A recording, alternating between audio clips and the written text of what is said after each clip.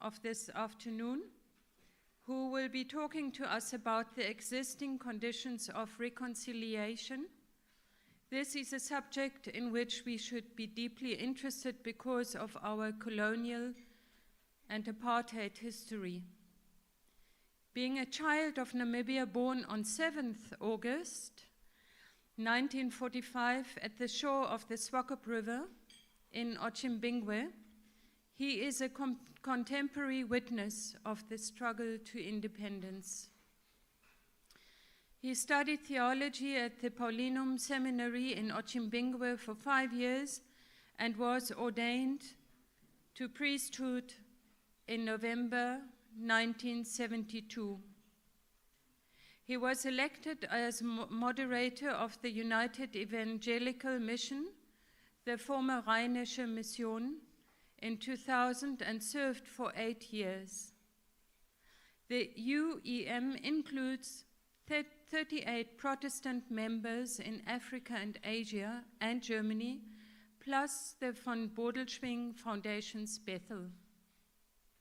Our speaker was consecrated as bishop in 2002 and served until 2013. As a member of the Constituent Assembly and Parliament, he performed his duties during the years 1989 to 2000. And in 2003, he was elected as member of the Lutheran World Federation Executive Committee and Vice President for Africa until 2010. The vision of the LWF reads, "We strive to put our Christian faith into action through humanitarian and development work, advocacy, shared witness, and dialogue."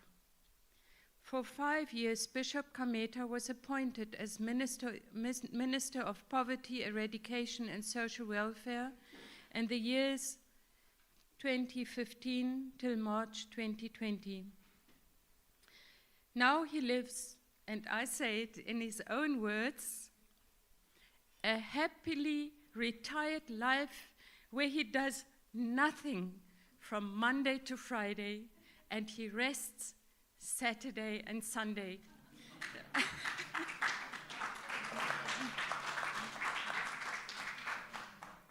Thank you for the warm welcome. Thank you. Please help me welcome him again.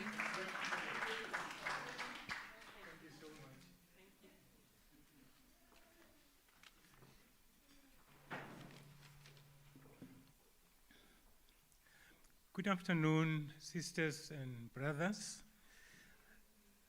I don't have a screen presentation, so you sit as if you are in church and listen to a pastor talking. The topic or the theme I received on the 9th of January, which was formulated by our very dear brother, Professor Gerard Tuttemeyer, and shared with me by my brother, Reimer van Haase, was and is reconciliation. Is it still an issue in Namibia? What is now on the program, Reconciliation Kobatis, I received 4 days ago. And I said, well, I've prepared myself on the theme as I have received it already. And so we will be talking about reconciliation. Is it still an issue in Namibia? But before talking about reconciliation, we will start first with conciliation. You don't start with repair or something which is being repaired or have been repaired, but you start with the original. which was not broken. So I will start with conciliation. And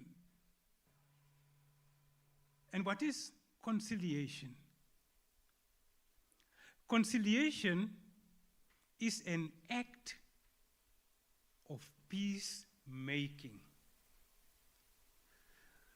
Or maybe we can say conciliation, and I'm talking biblically.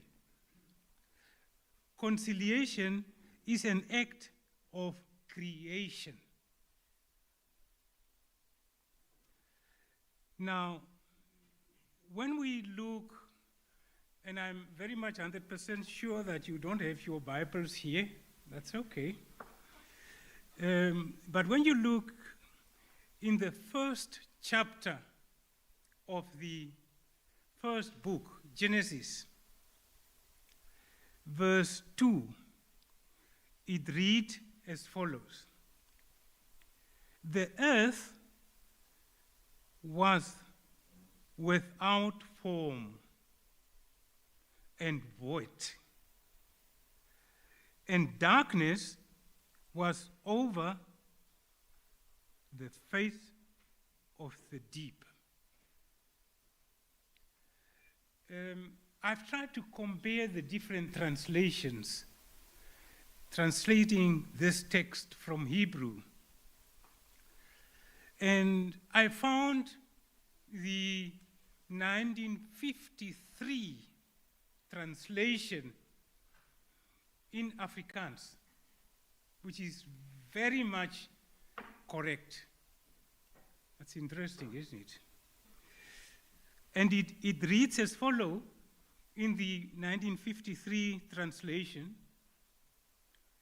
En die aarde was woest en leeg. In Hebrew, it say, tohu wabohu, woest en leeg. In the translation, which is quite a modern translation in English, it say, the earth without any form and void. There was nothing. Now, the creation, or shall we say, the conciliation, is an act of peacemaking. Conciliation is an act of peacemaking. In the same chapter, chapter 1, verse 3, it says, and God said, let there be light. And there was light. Let there be light, and there was light. Because you don't start doing things in darkness. When you enter the room in the night, the first thing you do, even in your own room, which you know very well, you switch on the light. So where there is light, there is peace. And God created conciliation, or conciliated the heavens and the earth. It's an act of conciliation. The water, the air, the plants, the animals, all the living creatures, the human beings, we are all created or conciled and have the divine DNA. We are family of the air, of the trees, of the mountains, of the land, of the ground. We are related. We depend on each other. And we inhale what the tree exhale. That's what we inhale. And the tree inhale what we exhale. So we depend, in fact, on each other. When the air, the atmosphere, and the earth is corrupted or polluted, we all are poisoned.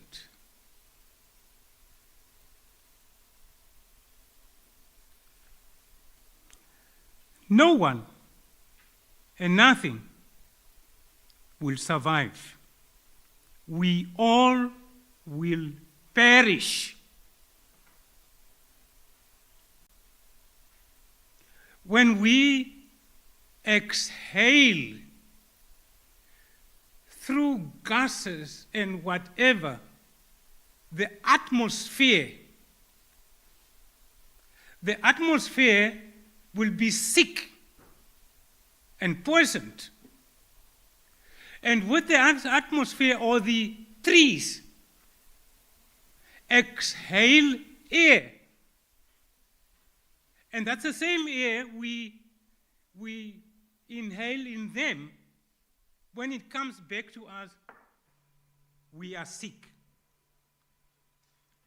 Yes, indeed. Reconciliation, when we talk of reconciliation, is an issue. A very big issue.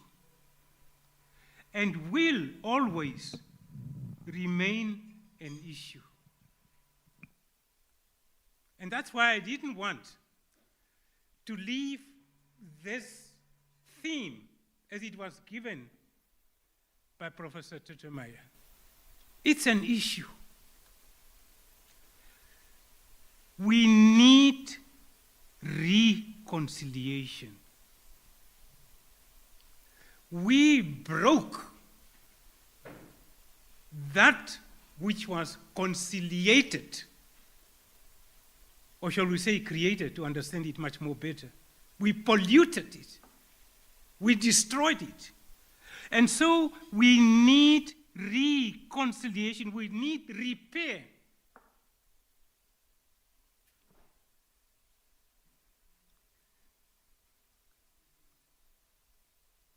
Stop talking and thinking about resources. It's not resources, really. We are family. Relatives. One family. When we recklessly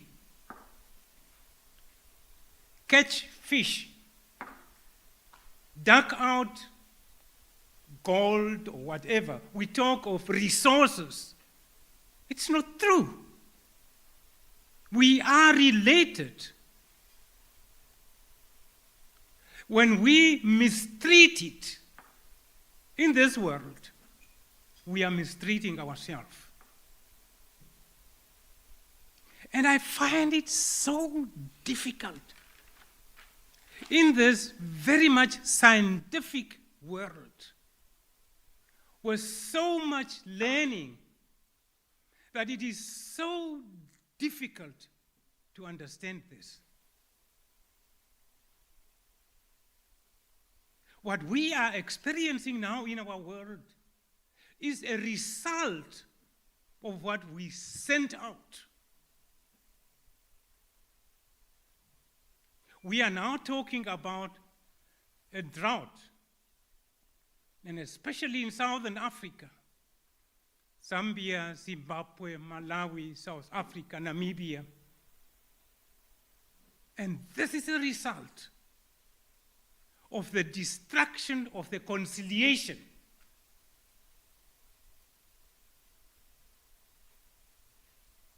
And I have to link it always with creation. That's the destruction of the creation of God.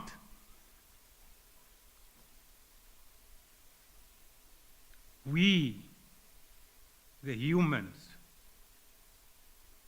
are the culprits for this brokenness. It's not the animals. It's not the trees. It's not the fish. It's not the creation as such. But it's us as part of the creation.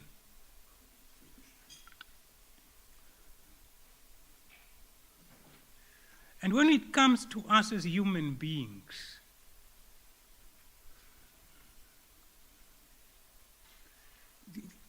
I would like to understand if we do not comprehend that we are related to trees and the earth and mountains. But it's so difficult to observe that we find it difficult also to understand that we as human beings are one family.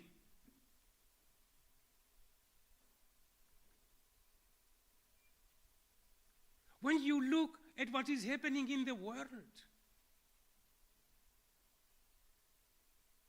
it is coming from that delusion that me and my race and my tribe are the most important things on this earth.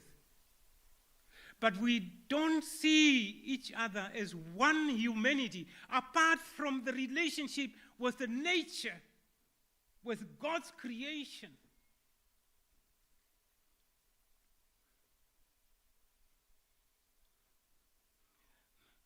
We do not become better humans or human beings or a race or ethnic or tribe by looking down or disrespecting or discriminating against each other. And what disturbed me very much is that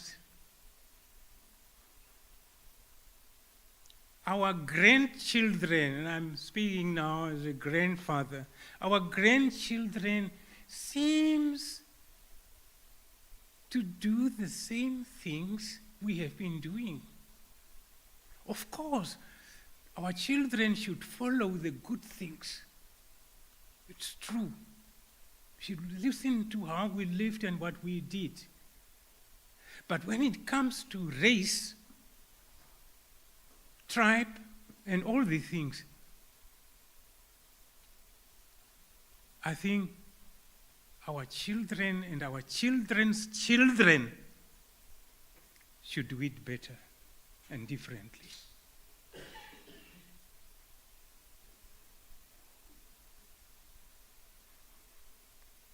The earth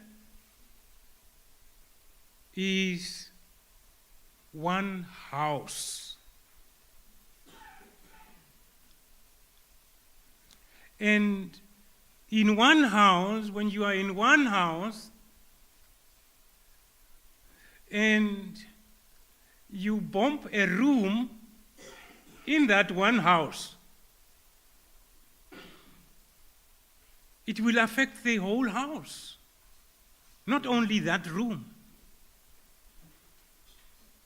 When you look at what is happening now in the world, it's coming from this wrong understanding of what we are. And that's my concern. If we, even as human beings, don't understand that we are one family, how would we understand that we are related also to the trees and the air and the nature?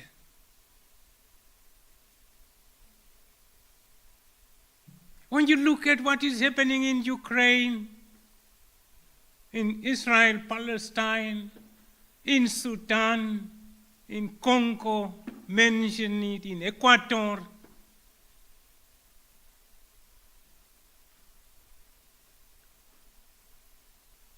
we are destroying each other.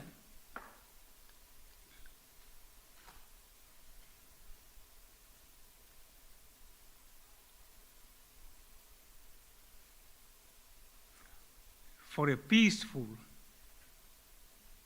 and prosperous present and future, Namibia and the world, we need reconciliation. And that's why reconciliation is an issue.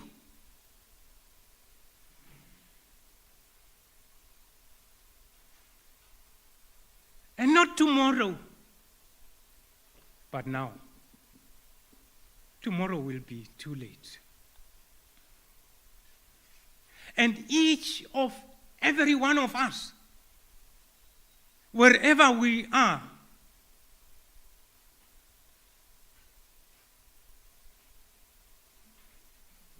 we should be part of that process of reconciliation.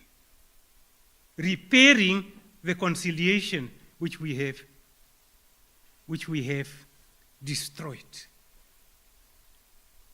In this country, we sit and then we look to others to do it. What are you doing? Even if it's little.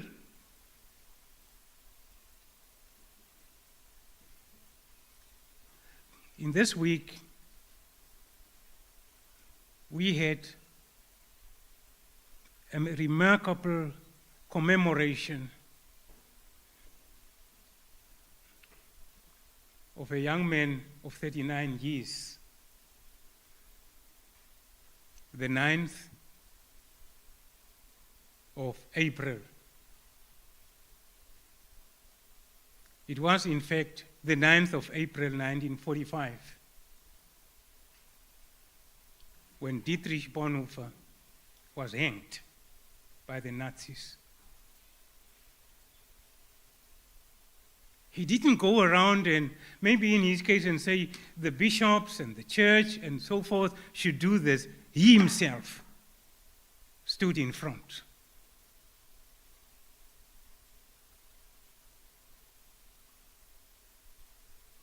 And he was in prison, I remember well, for 2 years. And then he was hanged.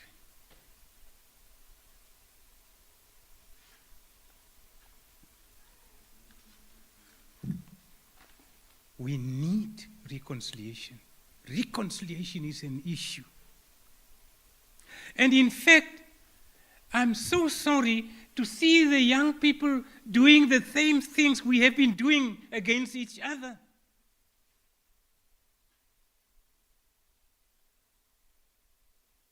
The young people, whether they are San, whether they are Herreros, whether they are Oshiwambo speaking, whether they are German, should join hands and embrace each other and repair what we broke down. Then we will have a future. Otherwise not. And we cannot sit and wait from the politicians to do things.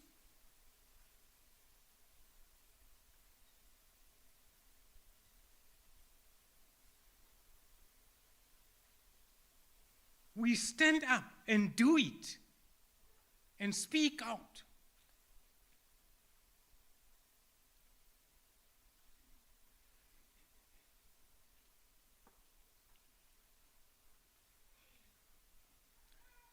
I'm so happy the basic income grant was mentioned here, and I hear the voices, Bishop Kameeta. Yes. The basic income grant which we paid at Chivero was not Namibian money.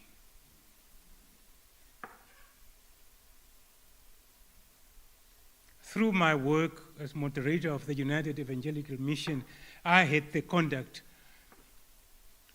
with the German churches and congregations who gave that money.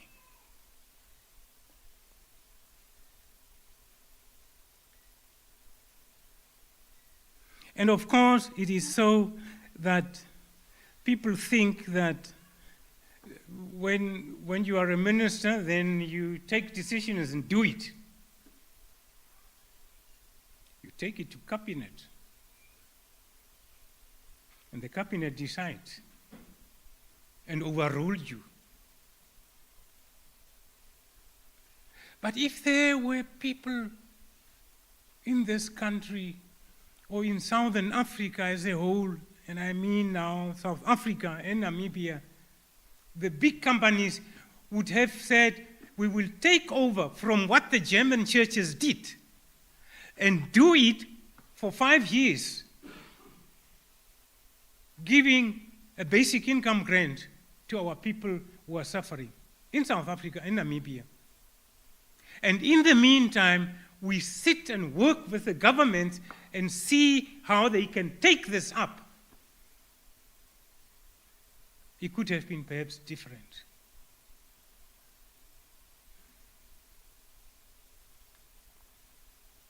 We need reconciliation.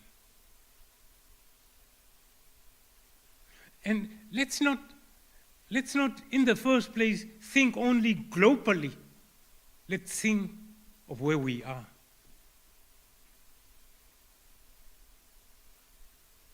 Let's think of Swakopmund. How do we reconciliate and join hands and do things together for the uplifting of those? I don't know how the place is still called. Is it DRC? The winter is coming now, and shacks will be burning. What are we doing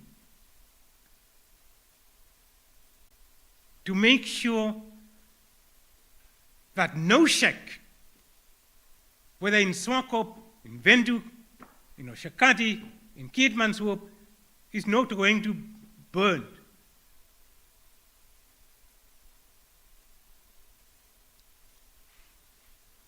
Of course, what we think that, yeah, but it's not going to be easy.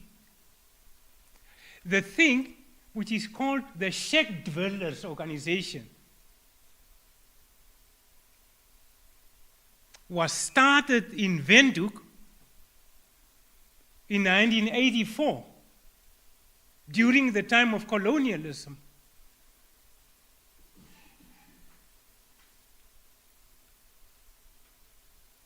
We were about 5 people. And there was a young lady, Anna. Her father was a judge, a South African judge.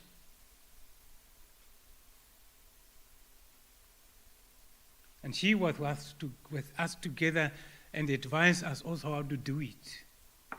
And we had the premise of the Roman Catholic Church in Katutura, where a gentleman who knew about brick laying was teaching the women. We started with the women.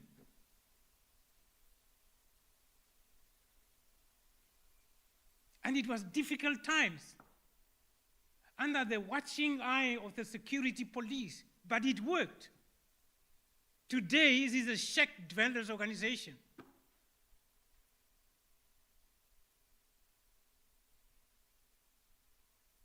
We need reconciliation. The question now in this meeting, or which I want to give to this meeting, is what then? after this conference? What's going to happen? What are we going to do as Namibians? And I'm so happy that the German-speaking Namibians has made it possible that we come together here.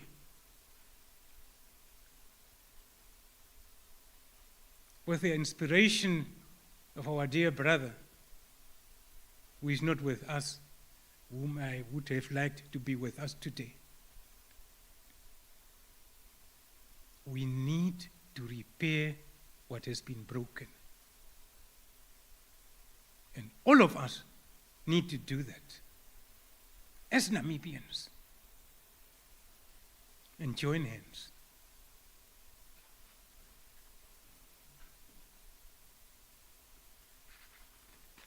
I thank you very much for your attention.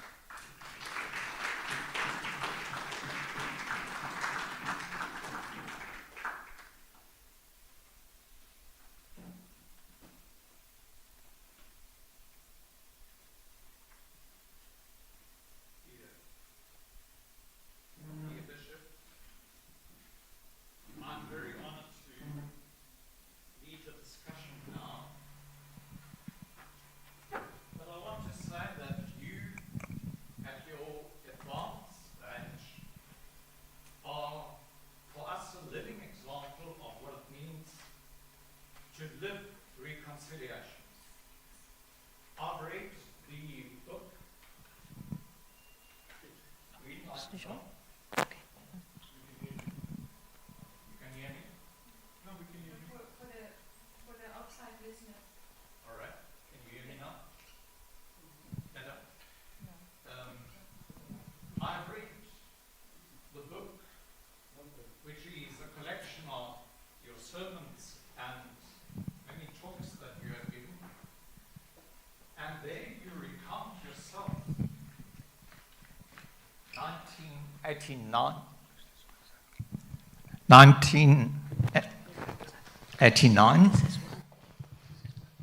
1990, and we talk about the Constitutional Assembly.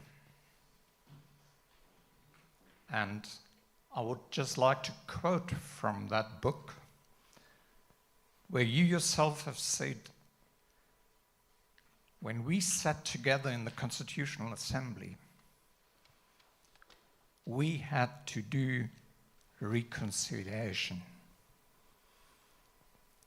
And I think you were among those who had that great heart of going to your biggest opponent, politically speaking, and reaching out to them.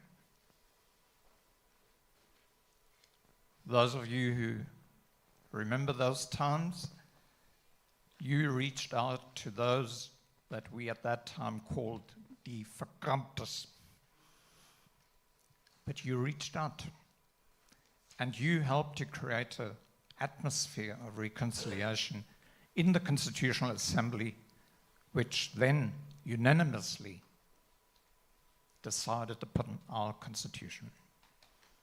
I open now the floor to questions and comments. Yes, thank you very much, moderator. Mine is really not a question, just a comment, and really to thank Bishop Kameeta for having made a very interesting and an appeal really to Namibians, including us here. I think he concluded by saying, after this conference, what is next? And he continued to repeat, to say that we need reconciliation. I just want to end by saying that earlier in my intervention, I also underscore the point that when Mr. Njebela was doing his presentation, that the nation building project is as relevant today as it was in 1990 when we were embracing a new state. So I think the moral voices and ethical voices that are still in our society, the likes of Bishop Kameeta and many others, should continue to remind us all in terms of the task that is actually need to be attended now. So I think it's just a point that I wanted to underscore. Thank you.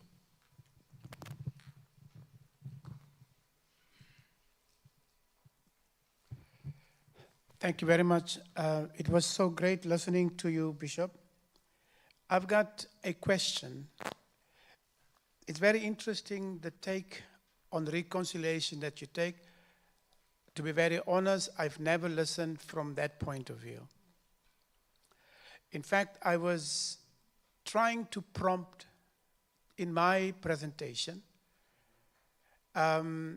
this discussion to begin to address the topic of reconciliation in the context of how I understand it, its relevance, in the context of transitional justice.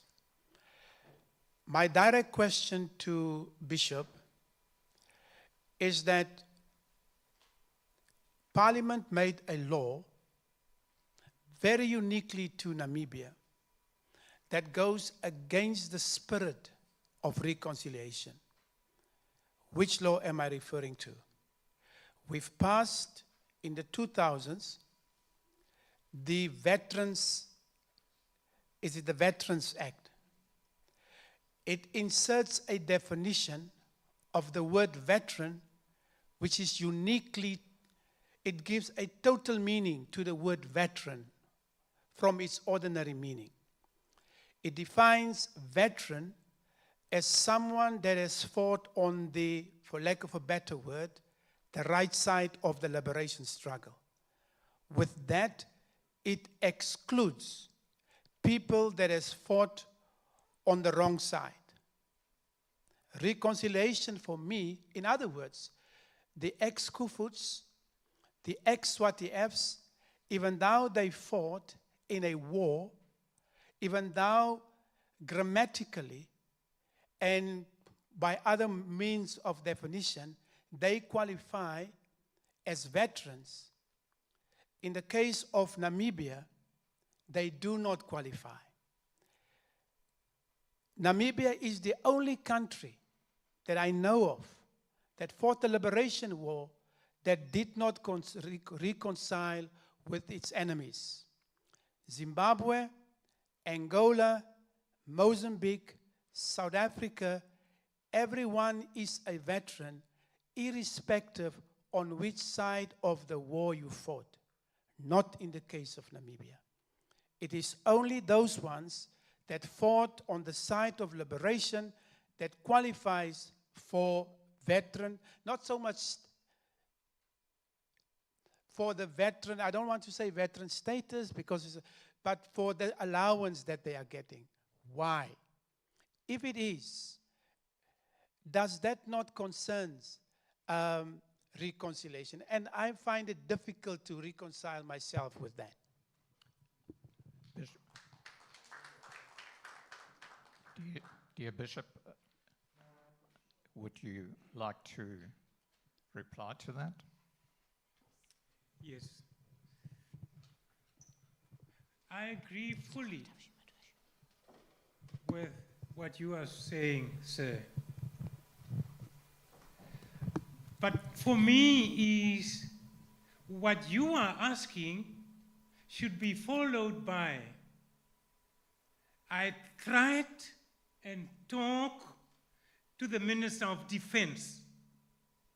I tried and talked to the President. I tried and talked to this and this one in authority. And I was kicked. What can I do further? We see it, what is wrong. But, and I'm not referring only to you. That's what I'm seeing in this world.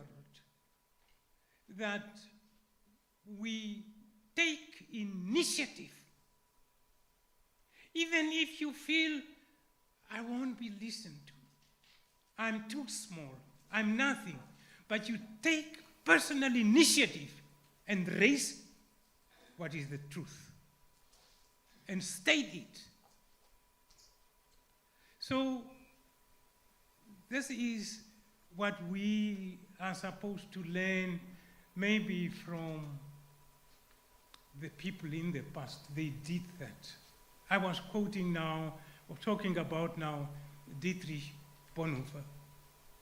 He was very safe. He was teaching theology in the United States.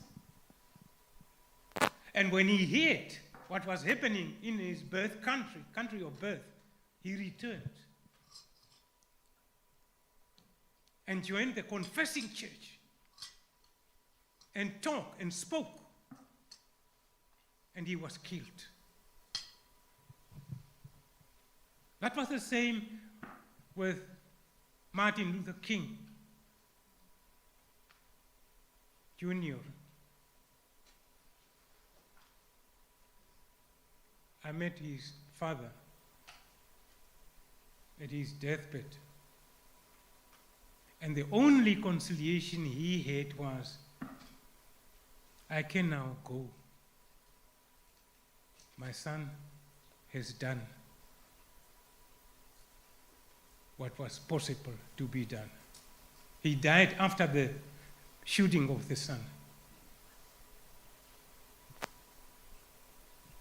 People like Archbishop Oscar Romero, we need to take a stand and approach those who should change that. It's a pity that people suffered under this. But that should not be the future. The future should be different. I was a member of parliament.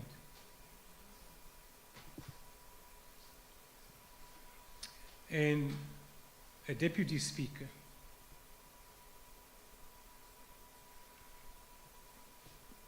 In 2022,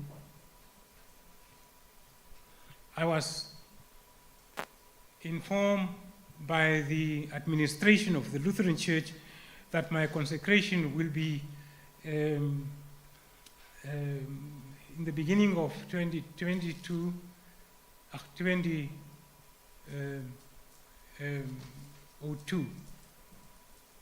And I was asked if I have got two special guests I want to invite to my consecration. But it should only be two from the parliament. And I said, yes, I've got two. The first one was Hage Gottfried Kainko. At that time, he was prime minister. And the second one was Kosi Pretorius.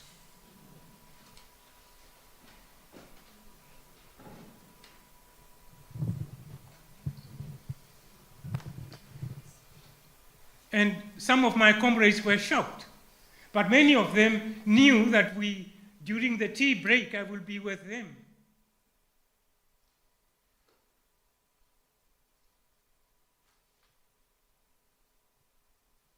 When you see wrong, don't hesitate to go the opposite direction. If you are honest, just do it.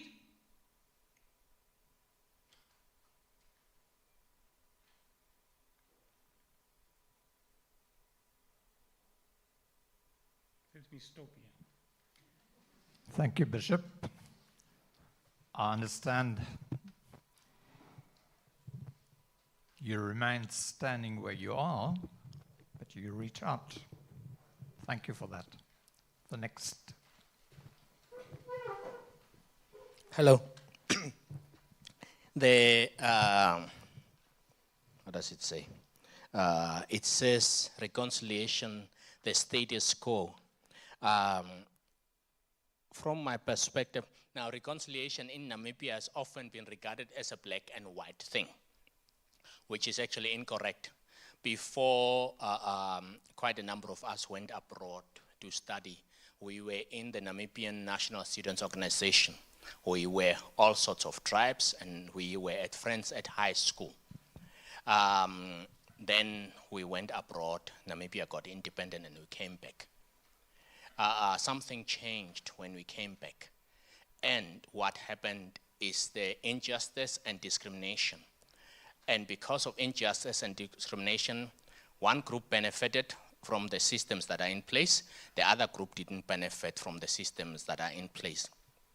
Now, same way, one group of people have got farms, the other people don't have farms. Now, these groups of people find it difficult to reconcile because the injustice that sits between them is such that they cannot sit together and have coffee. I came back in 2011 from abroad, and I have got friends that have been promising coffee from 2011 to now.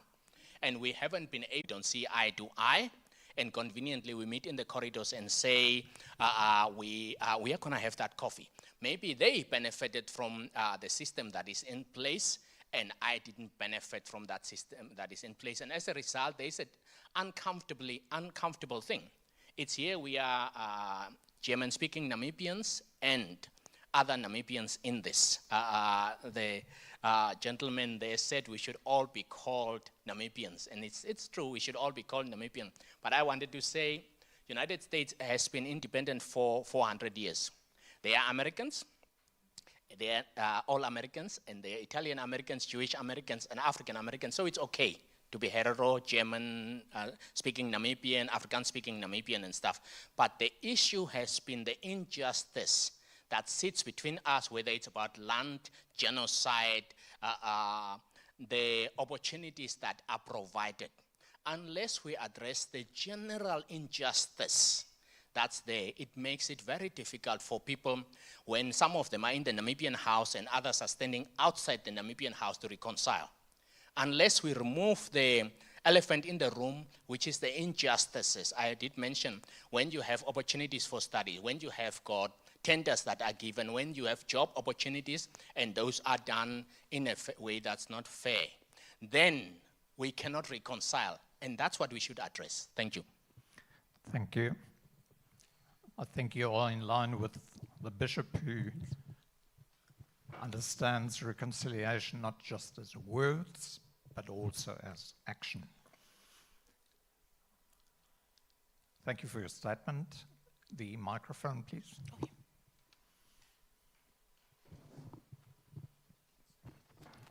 Thank you, Dr. Kameeta.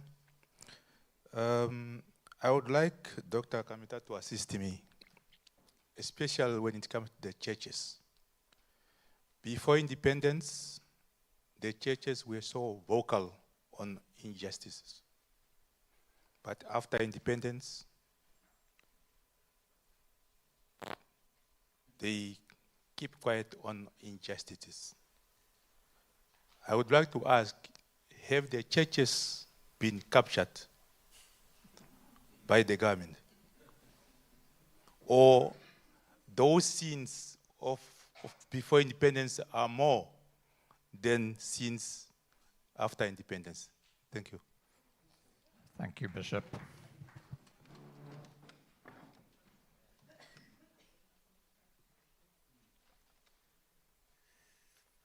Yes, I don't know whether I understood it correctly when it comes to the previous question on the issue of justice in the country. And I'm seeing that also. I'm seeing the good things, but I'm seeing also the bad things. And at the memorial service, where I was asked to say something, I talk about that. I talk about tribalism as a disease. And that we should join hands if we want really to lift one another up. That we should join hands and do what we can. And when it comes to leadership, that we take or understand what servant leadership is. When I came from Mariendal to Windhoek, so that my daughter can bring me here, and I hope you saw the car with which we came. It's not a Mercedes. I came by taxi. And when I was sitting in the taxi, I think there were people who also recognized me,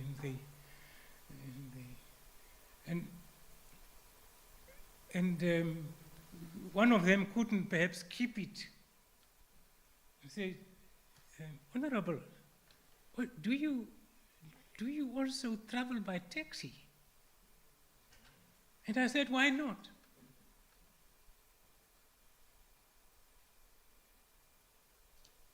We must be close to each other.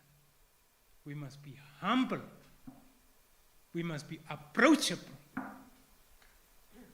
And lift up where we can. Even with shivering hands, where we are. Then the world will be a different place. Instead of sitting and just looking around and criticize, you must criticize by doing the little you can and make those who can do more with a lot of money they have and the power they have, you make them ashamed. Not by words, by your little feeble actions.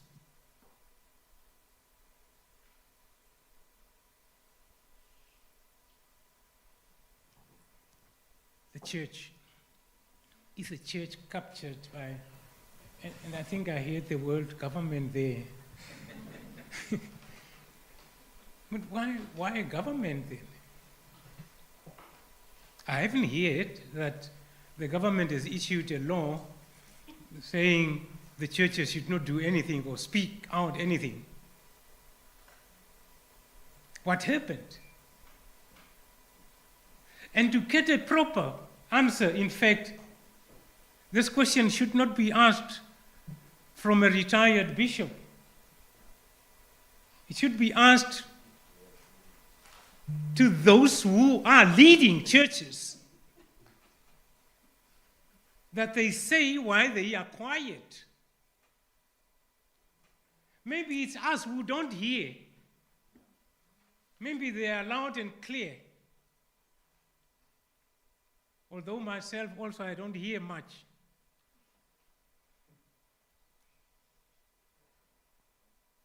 But let's look at them.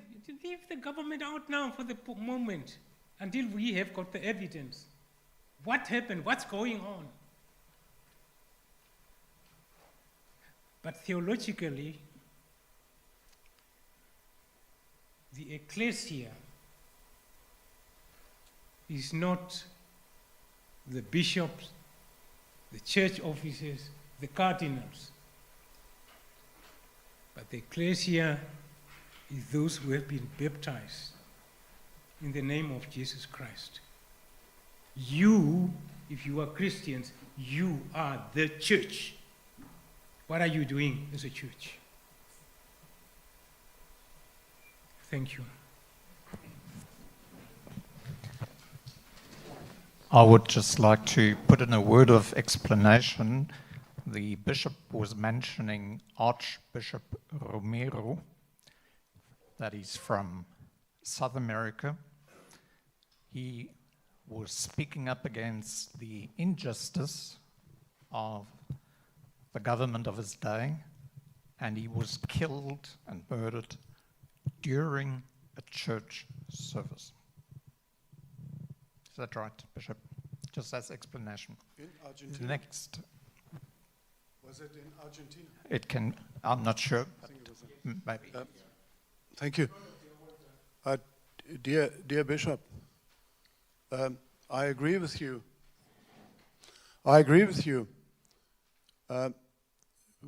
We are the church, or we are part of the church, but then the church has leaders. And as you said, you don't hear anything. I would emulate that. I have got very good hearing aids, and I don't hear anything from the leaders of the church on the many things that we learn today are wrong in this country. So I would fully agree with you on that one. But I have a question also, dear Bishop. Are you aware that our late friend, Gerhard Tüttemeyer, has actually finished a book on a book in which he is very critical about the churches after independence and their behavior. Unfortunately, he was busy proofreading the book when he died. But I understand, Monica, I think the family will finish his job and ultimately publish it. Yeah. Yes, that is true. He was very disturbed by the fact that was mentioned. And can we give a chance to somebody else to ask a question or make a statement?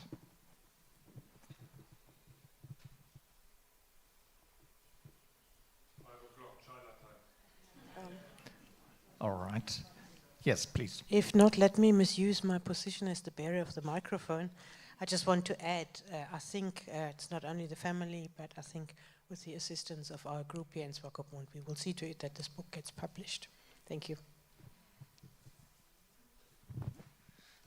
Are there any questions online? No questions?